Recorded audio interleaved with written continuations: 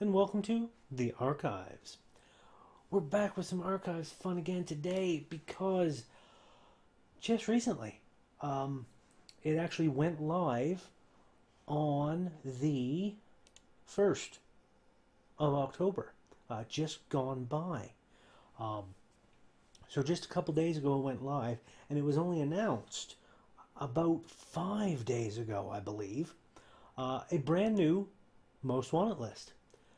The universal influence that was introduced in the previous Most Wanted list is now completely gone because there's a new core set, which I covered on my last episode of the Archives, and a lot of cards from the core set, the old core set, have been completely removed out of the game, like Parasite and Medium, and what was the other one? There was another one, Parasite and Medium. There was another Anarch card that I can't remember off the top of my head. But there was a lot of cards removed completely from the game, from the original core set.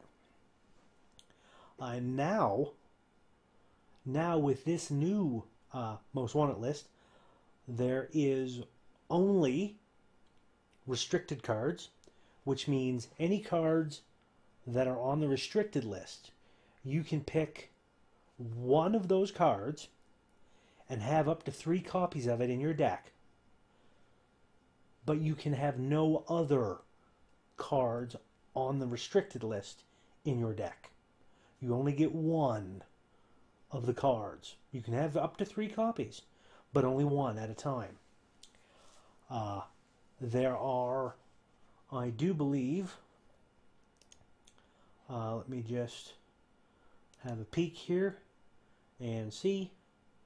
There are, I do believe, 8 restricted runner cards, 8 restricted corp cards on this particular list.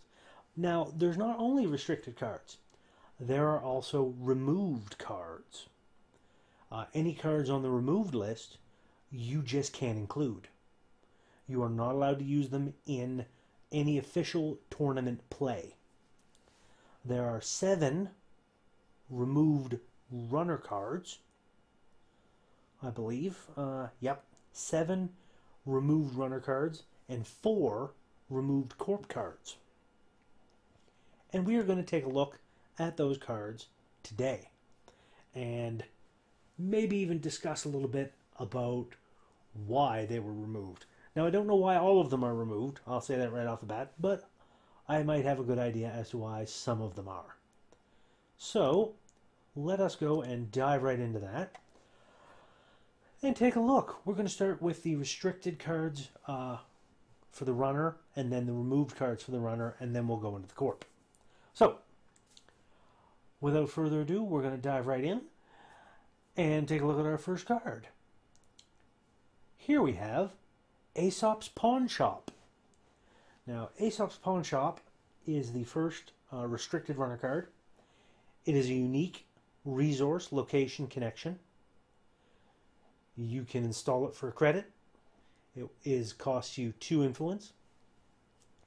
When your turn begins, you may trash another of your installed cards to gain 3 credits, meaning you can't trash Aesop's Pawn Shop, but any other installed card can be trashed to gain 3 credits. Now, that is interesting. I know this has done a lot of work over the years since the game has begun. People often use it to, for example, they would play Cache, C-A-C-H-E, the program that you install. It's a criminal program, I believe. You install it, it gets 3 counters on it. You can exchange a counter for a credit. So it's basically 3 credits off of it. And then the program is useless. But with Aesop's Pawn Shop, you can trash it, get 3 credits for trashing it. So cash then becomes worth 6 credits total. And then on top of that, since it's trashed, you can recur it. So there's other cards that let you install cards from the trash, from your heap. You install it again, it gets three more counters on it. Aesop trashes it, you get 3 more credits on top of that. It can do a lot of good for recursion. There's also some of the dog breakers. I think it's like Cujo and Cerberus and Lady that are breakers that only have power counters on them to break subroutines. And once those power counters are used up, the program is useless and taking up space. You can trash it to get 3 credits off of it, then reinstall the program to get more counters to make it worthwhile. So Aesop's Pawn Shop helps in recursion by getting things trashed and giving you money for trashing them, allowing you to then recur them from your heap. And there's been a lot of, I think, abuse of this card over the years, which may be why it's in the restricted list. I don't know for sure, but I assume that might be the case. All right, let's move on to the next card. Here we have Clone Chip. It is a hardware chip, 1 credit to install, 2 influence, Shaper card. Trash to install a program from your heap, paying the install cost. Now this is, I've been on the receiving end of this one a fair bit, and this is the thing that you can install clone chips if you don't have programs. But if you have programs in your heap, which a lot of people just trash their programs into their heap, because then clone chip is able to be used at instant speed, basically. It can be used as a paid ability because it's just trash. There's no click on it, which means you can use this in the middle of a run. You run on something, the corp reses a piece of ice, you can trash a clone chip to install the breaker that you need to get through that ice without having it already ready. So it allows the runner to run faster, I guess you could say. Force the corp to res stuff that they may not be willing or able to res immediately. So kind of cool. But this one, along with self-modifying code, tends to cause some issues with just pulling things willy-nilly out of a hat. Which I think is why this is on the restricted list. Because clone chip, in conjunction with certain other cards, can cause issues. Possibly even Aesop's Pawn Shop, because they're both Shaper cards. But I'm not entirely sure, but I assume that's why this one's on the restricted list, because it allows for that quick, immediate install of things. Okay, on to the next. Here we have Employee Strike. It is an event current, 1 credit to play, 1 influence. This card is not trashed until another current is played or an agenda is scored. The corpse identity box is blank. Now, this can be disastrous. Absolutely disastrous to a corp. Because it basically, depending on the corpse identity, if they are, for example, if they're playing Harpsichord Studios, which I have a deck built around the fact that the runner cannot steal more than 1 agenda per turn. This shuts that off. They can steal as many agendas as they want per turn, which can be an issue if your deck is built around your text box. And a lot of the corps have really cool text box abilities, and this just shuts it off. Now there is a corp version of this called Cerebral Static that the runner's text box is blank. But from what I've seen, the majority of the runner decks, especially the ones that are highly prevalent in the meta, don't rely as heavily on the text box ability as some corp decks do. Which is why Cerebral Static may not be or isn't in the restricted list for corps, because the runners don't rely on it as much. It's possible. I don't know for sure, but it's possible. But yeah, this can destroy a corp. If you play it at the right time, it can ruin a corp's day entirely, which I think is why it's on the restricted list. It's even worse because I've seen employee strike be used with, for example, like blackmail and DDoS and a few other cards, just causing the corp a bad day. So yeah, this is kind of interesting that it is on the restricted list. I can agree with it being on the restricted list too, because it can be trouble. All right, on to the next. Oh, Film Critic. Now, Film Critic is a resource connection. 1 credit to install, 1 influence. Very splashable. Same with Employee Strike. Very cheap, very splashable. Film Critic can host a single agenda. Whenever you access an agenda, you may host that agenda on Film Critic. The agenda is no longer being accessed and is uninstalled. You can then spend 2 clicks, add an agenda hosted on Film Critic to your score area. Now this is a card I covered, I talked about a while back, and it does, at least I think I talked about it a while back, but it allows you to, it gets around when stolen triggers on agendas, or when accessed triggers on agendas, because for the most part the runner is running and accessing the card. So for example, Fetal AI, whenever the runner accesses Fetal AI due to net damage to them, and it costs an additional 2 credits to steal it. But because the runner is running, it's the runner's turn, that means that the order of when access triggers is the runner's choice.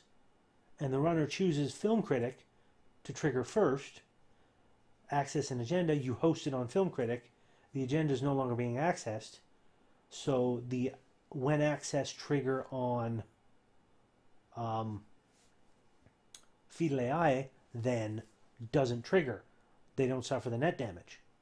And then they can add it to the score area with the second ability, and that second ability prevents when stolen triggers from triggering, because the agenda is never stolen, it's simply added to the score area, which destroys Argus security completely, because that one is entirely about when you steal an agenda, you either take 2 meat damage or a tag. I think it's a tag. It might be 2 tags. But yeah, Argus security, this destroys Argus security. This destroys a lot of Jinteki agendas like Fetal AI and the Future Perfect, which prevents itself from being stolen on a successful side game, and Obokata Protocol, the new one, which has an additional 4 net damage. It costs 4 net damage as a cost in order to steal it. And Film Critic shuts all those off completely. So I can see why this one, you throw this one, like Film Critic and Employee Strike, in a deck, put that up against my Harpsichord Studios deck, and my deck's going to lose all the time. Because this allows them to basically steal 2 agendas a turn, Film Critic, and Employee Strike shuts off my ability and lets them steal even more. And my deck's built around the fact that you can only steal 1 per turn. So I put out 2 agendas and advance them. And it's like, okay, what are you doing? You can only steal one. Come in and take whichever one I want. Oh, you took my 15 minutes? I'll just shuffle that back into my deck later. I'll advance this on my turn and score it. It's designed like that. And this one, oh, such a brutal one. It basically stops any agendas from protecting themselves. And that is brutal for a corp. Alright, on to the next. Here we have Gang Sign. 1 credit to install, resource virtual, 3 influence. Whenever the corp scores an agenda, access 1 card from HQ. Now, this is not unique, this stacks. So, if you get 3 gang signs out, whenever the corp scores an agenda, they access 3 cards from HQ. Only 1 at a time, but they access 3 cards from HQ. And on top of that, if they have HQ interface installed, multiple copies of that, then they would then basically, every time they access 1 card, for every copy of HQ interface, they would then access more cards. And they would continue to do that. It can cause problems. I can see why this one is on the restricted list. There are certain cards, such as HQ interface, as I said, as well as other ones that allow for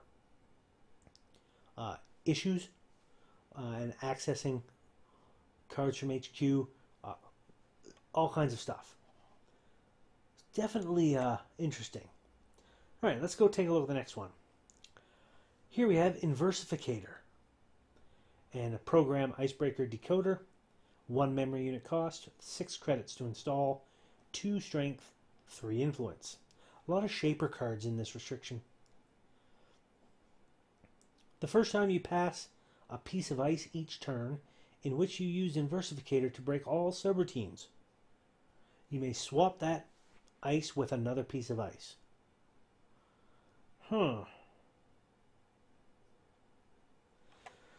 So with this one, it's got also 1 credit to break a code gate and 1 credit for +1 strength.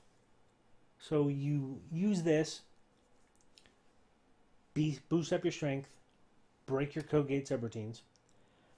As you pass that piece of ice, you can then swap it with another piece of ice. Which means if you get to the point where, for example, if someone has a code gate on the outermost piece of as the outermost piece of ice in a 2-piece of ice server, you can hit that code gate in the first piece, break the subroutines for however many credits, pass it, swap it with the piece of ice you're about to encounter, so then you just encounter the code gate again, break it again, and pass through, because you already know you can. It works kind of like Surfer in a way. But I've heard there's like all kinds of other ones, especially with her and Royale Kit Peddler, because she has the ability of the first piece of ice you encounter is always a code gate. It can cause difficulties. This one kind of really messes up a corpse game quite a lot, I'm pretty sure. I've heard lots of good things along that regards, but I think it might be a little too good, especially with Royale still in the game. But we shall see. Anyways, on to the next restricted card. Here we have Levy AR Lab Access. 5 credit event, 3 influence. Shuffle your grip and your heap into your stack. Draw 5 cards.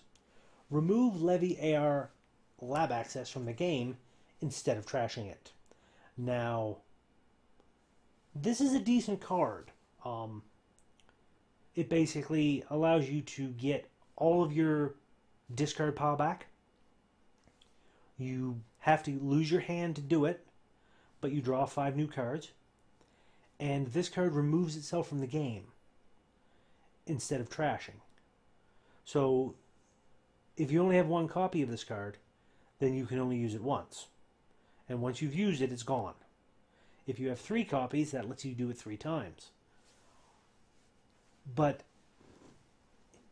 in connection with other decks, especially decks that are built heavily around recurring, the recursion and bringing things back from the heap and whatnot, in decks like that, this card is severely broken because it lets you recur everything all at once. It can be a game changer, which is why I can see it being on the restricted list. It's a little too potent in connection with certain other cards, especially with like Aesop's Pawn Shop.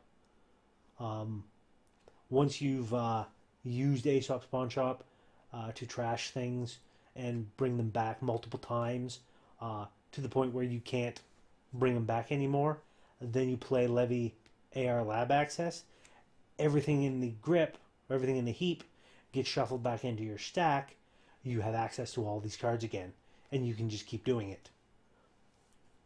So it can be problematic and a little oppressive, especially in recursion-heavy decks. Alright, on to the next. And the last restricted card. This one was a surprise to me. Magnum Opus. One of the very first economy cards. Printed in the core set. And it's in the revised core set too. Magnum Opus. 5 credits to install. 2 memory unit cost. Program. 2 influence. Click. Gain 2 credits. Now, I was a little surprised at this, as I said, but I can also see the reason why. Because with Magnum Opus installed, it may cost 5 to install it. It may cost 2 memory units. If you have modded, you can install this for 2 credits, I think. So it's even cheaper to install. But once you get it installed, then if you don't have any economy cards coming up, you can spend 4 clicks and gain 8 credits. That's practically a sure gamble, because a sure gamble is 5 credits to get 9. But instead of credits, you're spending your clicks. 4 clicks, 8 credits. So it's, if you weren't going to be running that turn and you don't have anything to install and you don't want to go fishing or anything, then you can just go click, click, click, click and get 8 credits and be in a much better position than you previously were. This has done a lot of work for a lot of people over the years. And I think that's why it's on the restricted. Because there's not a lot of things besides ice that can trash a program. If a runner's tagged, resources can be trashed easily. And resources are where a lot of the money comes from. Whereas with a program, it's a lot harder to trash, which can cause problems, especially if you can't deprive the runner of money. So those are our restricted runner cards. Next we're going to go over to the remove, or not the removed, hold on, where is it? Remove runner cards. There we go. I found them. The removed runner cards. Okay, here we have Aaron Marone, a resource connection. It is 2 credits to install, 2 influence. Whenever an agenda is scored or stolen, place 2 power counters on Aaron Marone. Hosted power counter, remove 1 tag and draw a card. So, whenever the runner steals an agenda, or whenever an agenda is scored, this beast gets 2 power counters. And since it is just a hosted power counter, that is instant speed, paid ability, can be used to simply remove a tag and draw a card at the same time. Which means you're getting card draw and you're getting tag removal for an instant ability. Now, using this with account siphon is brutal, because you sweep in with an account siphon on a corp, you hit them make them lose 5 credits, you gain 10 credits, you get 2 tags, pay those 2 power counters, those tags are now gone, and you have 2 more cards added to your hand. So you're up 10 credits, 2 cards, you have no tags, the corp is down 5 credits. I mean, it is a brutal combination. There's other tagging things that this can do. It just causes a lot of issues overall. And I know a lot of people were like, this card is amazing, or this card is broken. Why isn't this on the MWL? Because I don't think it was on the old MWL. But I can see why this is removed. So this little beast, you can't use anymore in tournaments. And I think that's a good thing. I think it's a good thing. Alright, on to the next. Now this is one of the newer cards released in the Red Sand cycle.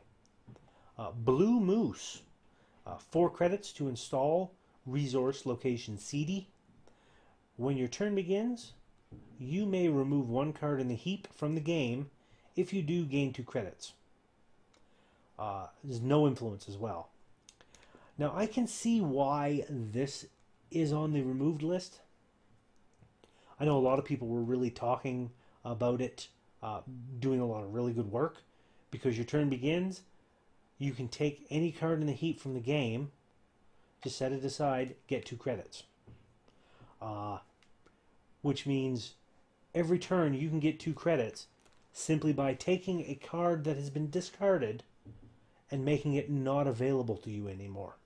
Which, if it's discarded, it may already be not available to you anymore.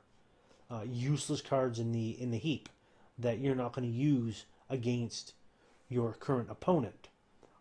I can see why this is on the removed list. For sure. It can do quite a bit of work, especially in conjunction with certain other cards. Alright, on to the next. Here we have Faust. Icebreaker AI. 3 credits to install, 1 influence, or not, 1 memory unit, 2 influence, 2 strength. Program Icebreaker AI. Trash a card from your grip to break Ice Subroutine. Trash a card from your grip, plus 2 strength. Now this one's done a lot of work for a lot of people over the years. And I can see why it's now on the removed list. Because trashing a card from your grip, trashing a card to break an Ice Subroutine, or to plus 2 strength can make things really interesting. I've seen this used along with E3 feedback implants, which once you've broken a subroutine, you can just spend a credit to break another subroutine on a piece of ice, which means that particular piece of hardware and Faust together, you can trash a card to break a subroutine and then just spend a credit to break the other subroutines. And if you're trashing cards to boost the strength as need be, plus 2, it's a little bit of a beast, especially with a few other cards. In Anarch decks especially. I've also seen it do quite a lot of work in criminal decks. So definitely a good a good icebreaker and a good card, but I think a little overpowered in the meta. All right, on to the next. Here we have Rumor Mill. Now, Rumor Mill is a card which I kind of like the concept of, but I know in practice it is trouble. It is a 1 credit to play event current, 2 influence. This card is not trashed until another current is played or an agenda is scored. The text box of each unique non-region asset and upgrade is blank, which means Caprice Nisei, I think Marcus Batty, any of the named sysops, they tend to be all unique.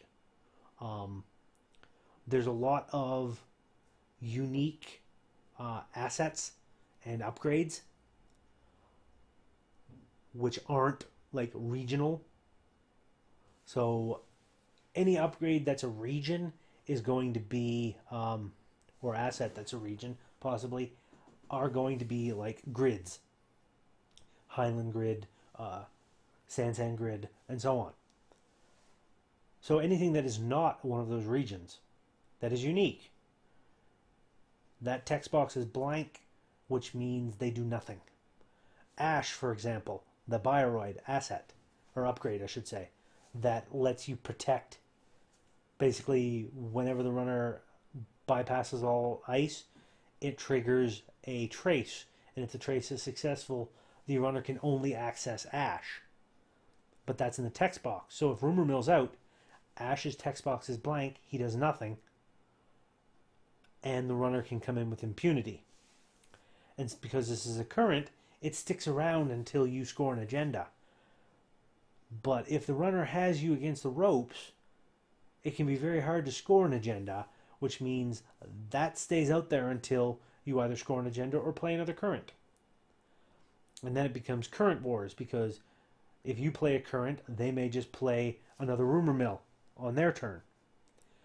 It can cause extreme difficulties in a lot of strategies for winning.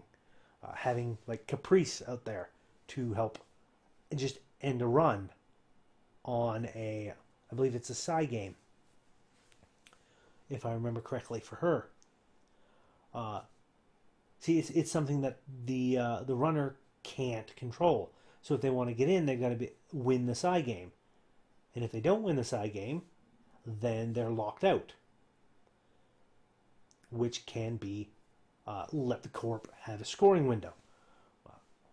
So this one, I know a lot of Corps hated it when it came out. In my particular gaming group and area and whatnot, we didn't see a lot of it. We did see some, but not a whole lot, because a lot of our players in our local meta like to do fun, fancy things and come up with janky decks. They don't exactly play just what is super efficient and good, I guess you could say. Alright, on to the next. Here we have Salvaged Vanadis Armory. Now this one I covered extremely recently because it's in the last data pack of the Red Sand cycle. Clan resource, 0 credits to install. Unique, 3 influence. Trash, this card, 2. The Corp trashes the top X cards of R&D. X is the amount of damage you have suffered this turn. Use this ability immediately after having taken damage. As I said with the previous card, or as I said with when I first covered this one, if you can figure out a way to draw a whole bunch of cards into your hand, and for example, if you had like 15 cards in hand and you run on a Kamainu that gets 15 subroutines for net damage, you take all that net damage to the face, trash all those cards, so you just lost your entire hand. Then you trash this, the Corp trashes the top X cards of R&D, So 15 cards go off of R&D because you've suffered damage that turn. You then pass Kamainu, jack out, draw some cards. Maybe if you had a bug out bag installed, it would let you draw back so many cards into your hand. Then you run on Archives, which suddenly has 15 cards in it. Good chance one of those is an agenda. Maybe multiple. So I can see how this one, I could when I first saw it, see how this could cause trouble. Because there are ways to get your deck built up that you're just like, I just take a whole bunch of damage, pop that, trash the entire corp deck. There's ways to abuse it. I know for sure. So yeah, I can see why this one, possibly with either Omar or Obelisk. There's one of them that lets you, there's like an Omar card, I think it might be Obelisk, that lets you draw cards based on the number of cards you've accessed in a turn. So if you go into Archives and access like 10, 15 cards, because there's a whole bunch in Archives, then you draw that many cards, you have all those in hand, then you can do a run on like Kamainu and suffer all that damage. So yeah, this one, I can see why it's on the removed list too. Alright, on to the next. Here we have Cipher, or Cipher, or Cipher. I don't know exactly how you pronounce it. Hardware console, 5 credits to install, 0 influence, plus 2 memory unit. Once per turn, when you encounter a piece of ice, you may reduce your maximum hand size by 1 until the beginning of your next turn. If you do, the strength of that ice is lowered to 0 for the remainder of the encounter. Limit 1 console per player. Now this is the one that was used in conjunction with Parasite, because you just install Parasite on a piece of ice, maybe one that costs the corp like 14 credits to res or something. You'd install it, make a run, then reduce your maximum hand size by 1. It doesn't mean you trash a card, because you're not suffering damage. You're just reducing your maximum hand size, which means at the end of the turn, your hand size is going to be 4, which means you may have to discard a card then. But then that lowers that strength of that ice to 0, Parasite trashes it, and you just walk through. This particular console was one of the ones that was on the, I believe, level 3, 4, or was it level 1? It was either level 3 or level 1 for Universal Influence. And yeah, it definitely caused some issues and was unbalanced. I find the just reduce your maximum hand size by 1. I mean, it's not even like Null's ability, which lets you trash a card to lower the strength of a piece of ice by 2, because that is actually a sacrifice for it. Just reducing your maximum hand size isn't a sacrifice until the end of the turn, and if you just make sure you've used cards, then it's not it's not even going to cost you anything at the end of the turn. So yeah, it's definitely that, I think, is why this is on the removed list now, because this, in conjunction with other cards in the Anarch space and possibly the others, causes issues. Definitely causes issues. Alright, on to the next and the last removed runner card. It is Temujin Contract. 4 credits to install, resource job. It is unique. You can only have 1 active at a time. 2 credit or 2 influence. Choose a server and place 20 credits from the bank on Temujin Contract when you install it. When there are no credits left on Temujin contract, trash it. Whenever you make a successful run on the chosen server, take 4 credits from Temujin contract. This one definitely is a beast of a workhorse. Because if you have, as the corp, if you have a single server, and unless you are icing up HQ, R&D, and archives on turn 1, which not a lot of corps do. So usually archives tends to be left for a turn or two, iced.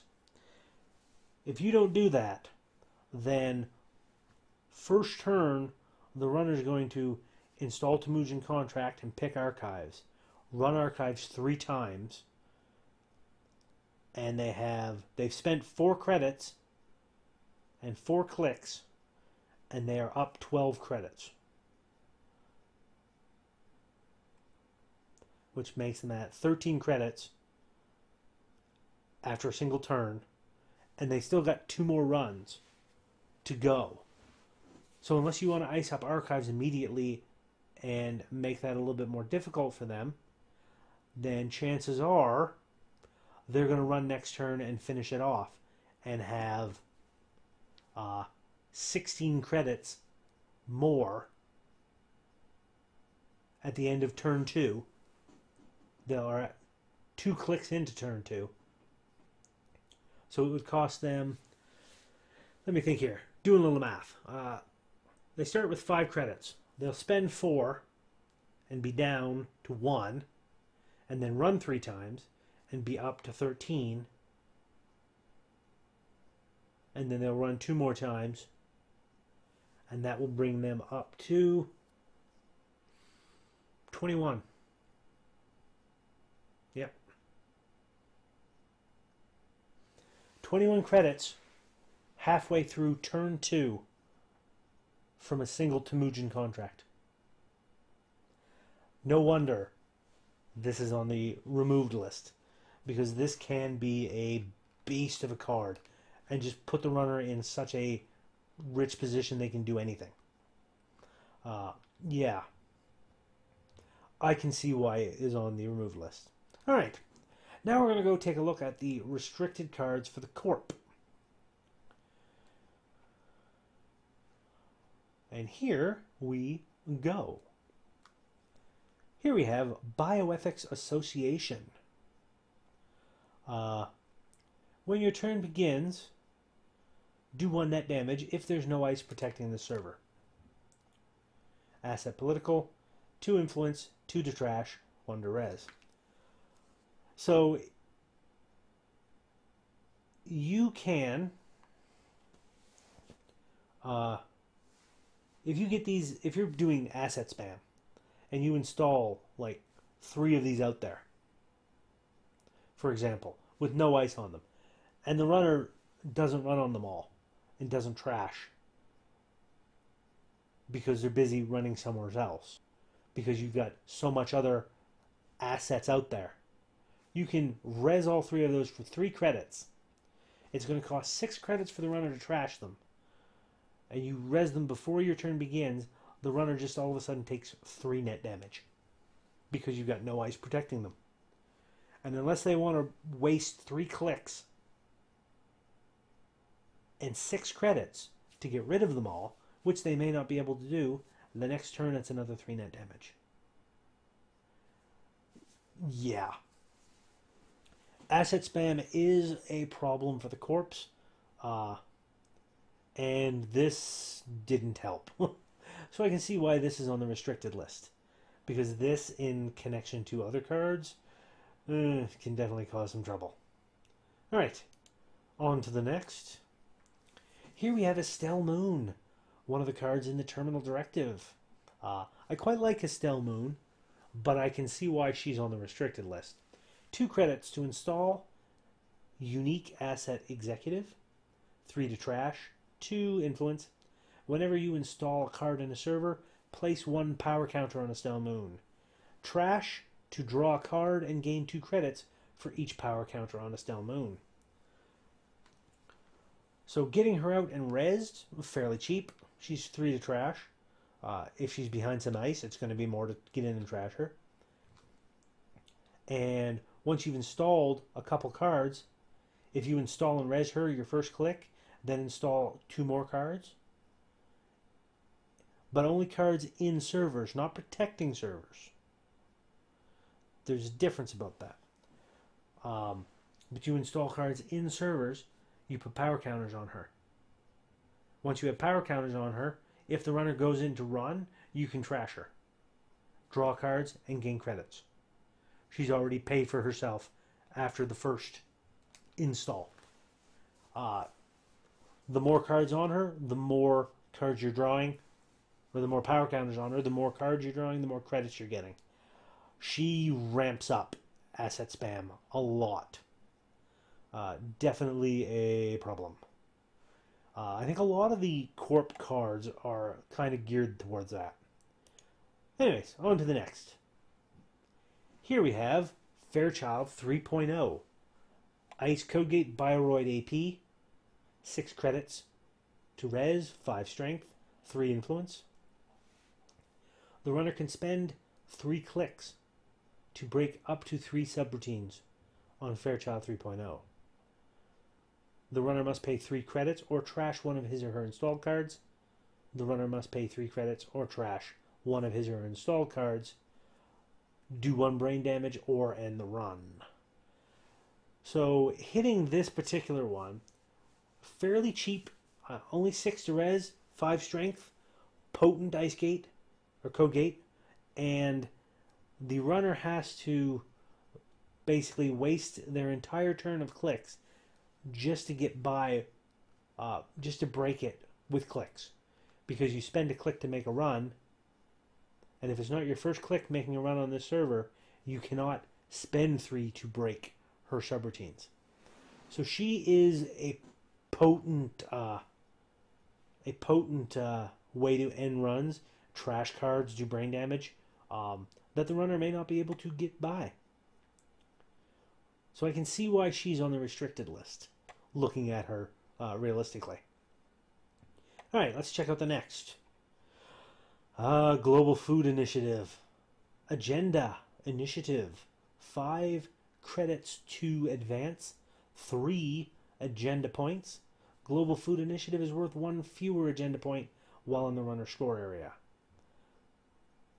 So 1 influence on this, neutral agenda. This got splashed around in a lot of decks to help lessen agenda density. Because while it's worth 1 fewer agenda point to the runner, it's still worth 3 to the corp in terms of deck building. Which means you put 3 copies of Global Foods Initiative in your deck, and you have 9 agenda points in your deck. But if the runner steals all 3 of them, they only have 6 agenda points, which doesn't win them the game. But you get 2 of these, you're already at 6, and then you only need a 1 agenda point to win. So this has been splashed around in lots of decks over the years. It's almost a staple include, which is why I can see them putting this on the restricted corp list. They're not saying you can't use it, but if you're going to use it, you can't use any of the others. So I can see that. All right, on to the next. Hunter Seeker. This is a fairly new card. I believe it's from Terminal Directive. 2 credits to play Operation Double. Gray Ops. As an additional cost to play this operation, spend a click. So it costs 2 clicks to play and 2 credits. Play only if the runner stole an agenda during his or her last turn. Trash 1 card. 2 influence, Wayland. This, I have heard, haven't really experienced it too much myself, but I've heard that this one can do a lot of work for the corp. You get it in your hand, you just wait, the runner steals an agenda, And you can trash any card, program, hardware, resource, whatever. You can trash something that's doing work for them, something that's causing them trouble, or causing you trouble. Um, and you can just go boom, trash it. So it's definitely going to cause some issues for the corps if they can't do this. Again, they're not saying you can't use this one, but if you're going to use it, you can't use any of the others. And I can definitely see some issues. All right, on to the next. Here we have Mamba Temple. 1 credit to install, asset facility, alliance. 3 credits to trash, 2 influence, neutral.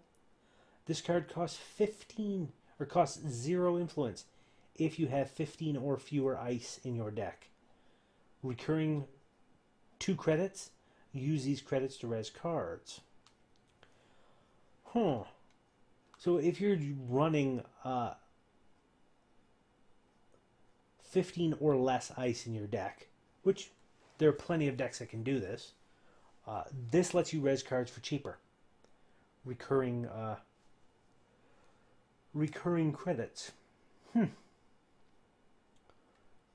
not sure why this is, but probably this is probably around asset spam. Would be my guess as to why this is in here. But maybe not. Maybe not. I'm not sure. All right. On to the next. Museum of History. 1 credit, 2 res, asset alliance Ritzy, 3 credits trash, 2 influence, unique, only 1 active at any time. This card costs 0 influence if you have 50 or more cards in your deck. When your turn begins, you may shuffle 1 card from archives into R&D. That's why this is on the restricted list. This perpetuates asset spam. I've been on the receiving end of this. It was kind of oppressive because once it's out and on play, doesn't matter what you're trashing, unless you trash this one, the corpse getting things back.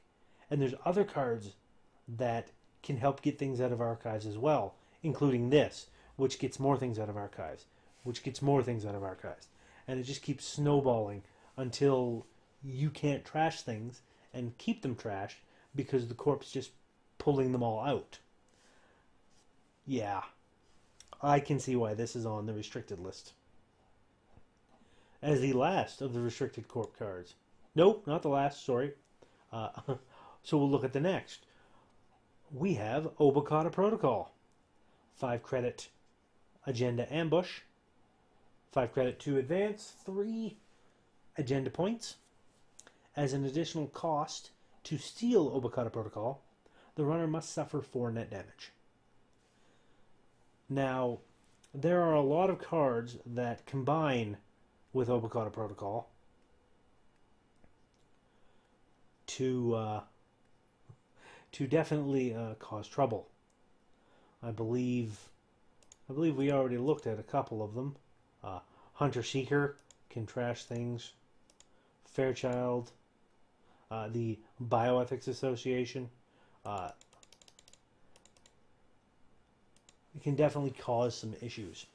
Because if you've got a couple bioethics out there, no ice over them, not rezzed, the runner doesn't know they're there, they steal an Obokata Protocol, that's 4 net damage. Your turn begins, you res those, do more net damage to them, and just kill them. There are... Like, this card is a good card. It's why it's only restricted. So you can't use any of the other cards on the restricted list with this. But I can see why this one is on the restricted. Absolutely. But it's a great card. I love it. Suffer 4 net damage to steal it. If you don't want to suffer 4 net damage, as the runner, you don't have to steal it. which means it just stays there. But if you had Film Critic, you can get by this because you access it and then you just host it because you're not stealing it. So yeah. Huh. Very cool. But I can see why this is on the restricted list. For sure. Alright. Now we're going to go over and look at the removed cards. There's only 4 of those for the Corp.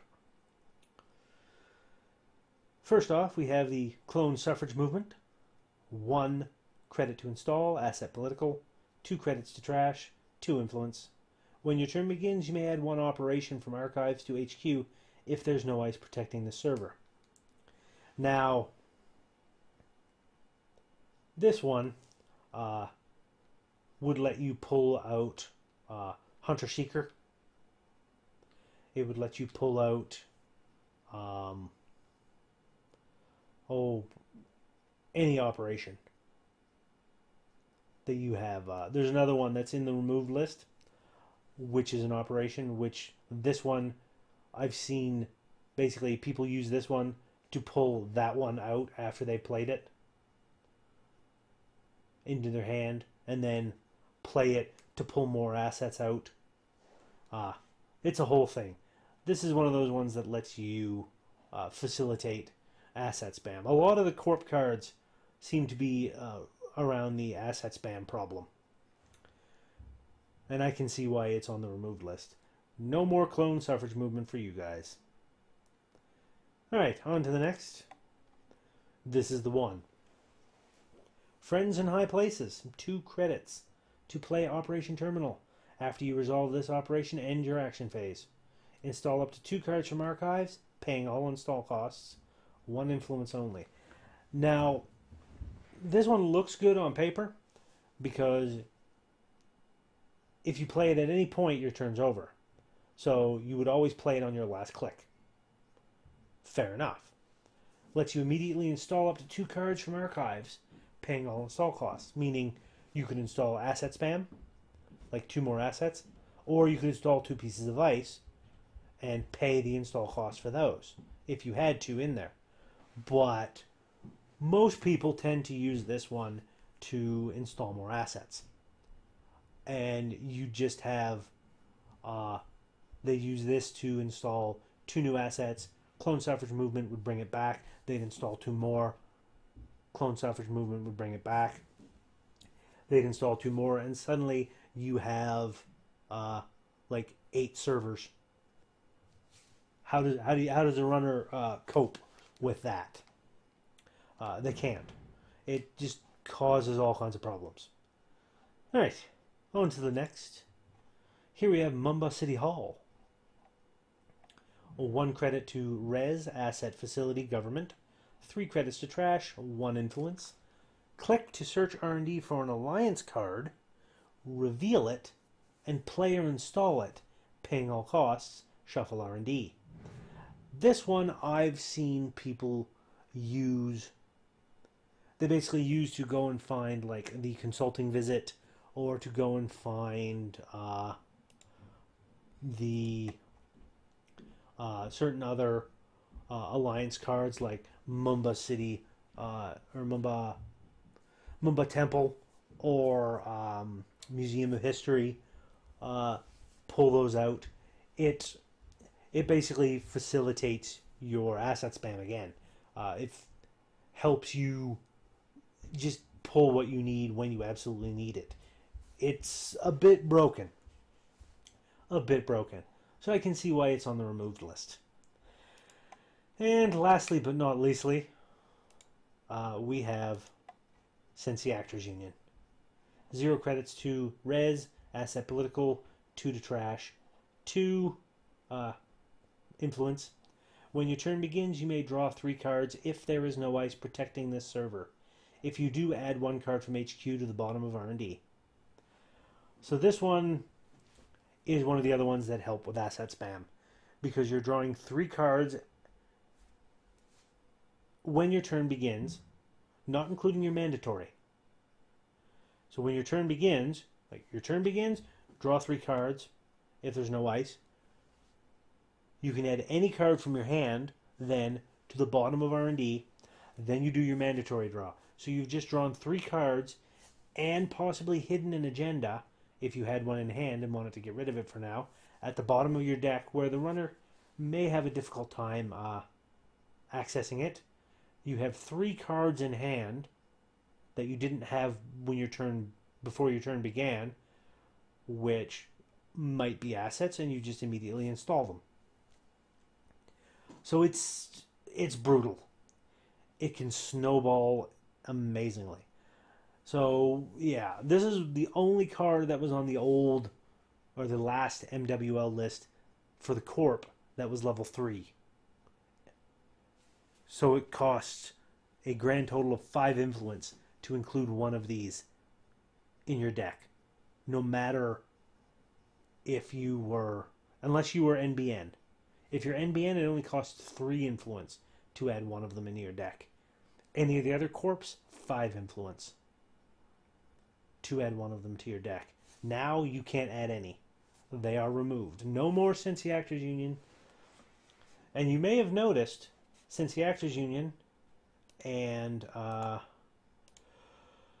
Clone Suffrage Movement, 2 of the removed cards are the ones that only trigger when your turn begins if there's no ice protecting. Bioethics is a restricted card that triggers when your turn begins if there's no ice protecting. There was a few, I think there was one, there might have been one like that for Wayland, but I can't remember. But yeah, those ones are all now either restricted or removed from tournament play. So that's it for this one, the new most wanted list with arrest warrants issued. Overall, I think the restricted cards and the removed cards are going to be a good thing for the meta going forward. I think it's going to cause more interactivity between players. It's not going to get into a situation where one side is going to completely dominate the field to the point that there's no interactivity between the other players, between you and your opponent, where it's just this other person is basically going, I do this, this, and this for my turn, and then you're left trying to figure out what you're going to do, and when you do what you're going to do, your actions aren't really affecting what they do next. They're just like, I do the next steps on my routine and win the game. Because there's a lot of that non-interactivity with like asset spam and certain other runner type decks where it's just, it doesn't matter what your opponent is doing. All that's mattering is that you're getting your pieces in place and firing the way you want it to. You're building your engine and your engine's firing, so it doesn't matter what your opponent's doing. Your engine's firing and you're going to win the game. And I think a lot of what they've done here is try and force more interactivity between players, and I think that's a good thing. So I'm going to leave this episode here. Thank you all so much for watching. As always, if you like what I'm doing, please give that like button a tap. And give that subscribe button a tap as well if you haven't already, so you can be kept apprised of when I do new videos. And throw a comment in the comment section. What do you think about the new MWL list? What do you think about the restrictions and the banned removed cards from tournament play? I'd love to get a discussion going with people on this. If you know why some of the cards have been put on the restricted or removed list, or have opinions on it, please let me know, because some of them I'm not sure about. I'm only guessing.